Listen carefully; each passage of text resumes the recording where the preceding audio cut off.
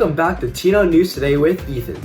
U.S. labor unions are once again in the spotlight. Now current workers at several major companies like Starbucks, Caesars, and MGM, Hollywood, and even public school teachers are striking due to pay disparities. But has it always been like this? Let's now take a look at what historian Frederick Thomas has to say about the history of this issue.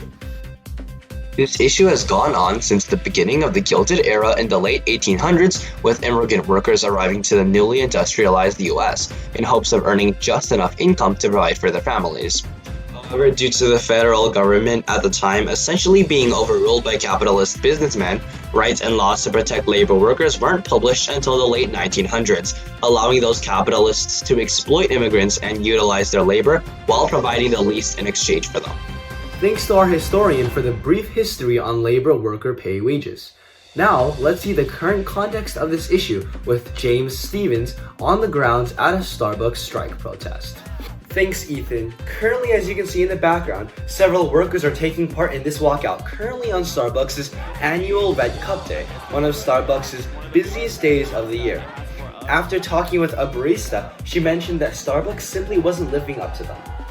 Now, this is a major contrast from the age of the Gilded Era, as the term minimum wage hadn't existed then, and businessmen paid workers rarely enough to even sustain living. Compared to now, minimum wage is on the rise and is now nearly synonymous with the term living wages after being raised to such a high standard. Thank you, James, for the connection on minimum wage. The federal government has just passed a Raise the Wage Act of 2023, which would gradually increase the wage until 2028. And furthermore, recently over 15 states increased their minimum wage, including Nevada, Oregon, Connecticut, and Washington, D.C.